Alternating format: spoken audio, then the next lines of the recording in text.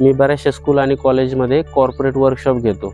तर त्यावेळेस बऱ्याचशा पालकांची मला एक तक्रार येते की आमचा मुलगा अभ्यासात फार कमी आहे आणि तो सध्या मोबाईलचा जास्त युटिलाइज करतो, जास्त वापर करतोय. तर माझं असं म्हणणं आहे की मुलांनी मोबाईलचा युसेज जर स्वतःच्या ट्रेनिंग आणि सेल्फ डेव्हलपमेंटसाठी करत असेल तर ते चांगलं आहे. पण आजकाल मोबाईलचा इतका वापर झाला आहे, म्हणजे टेक्नॉलॉजीमुळं, मोबाईलच्या अतिवापरामुळं होतं आहे काय की जे वर्किंग प्रोफेशनल आहे त्यांचाही परफॉर्मन्सवर इश्यू होतो आहे. जे काही सॉफ्टवेअर इंजिनियर आहेत, तर त्या मोबाईलच्या युसेजमुळं काय होतं की त्यांच्या परफॉर्मन्सवर त्याचा इम्पॅक्ट होतो आहे आणि जे स्टुडंट्स आहेत त्या स्टुडंट्सचा काय होतं ह्या मोबाईलच्या युसेजमुळं त्यांच्या मार्क्सवरही इम्पॅक्ट होतो आहे. एक व्हिडिओ पाहण्यासाठी मुलगा 5-10 मिनिटासाठी घेतात आणि ते 5-10 मिनिटाचे कसे 5 तास होतात ते कळतही नाही.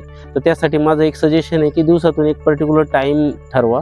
दिवसातून पर्टिक्युलर टाईम 3 वेळा किंवा 5 वेळा, 3 ते 5 वेळा असे ठरवा आणि त्यावेळेसच मोबाईल पाहायचा.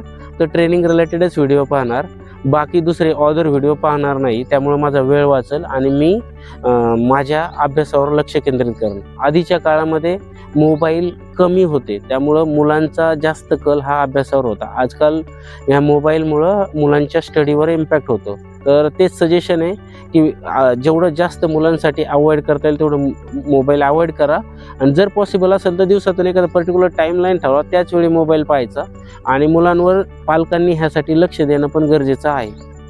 थँक्यू.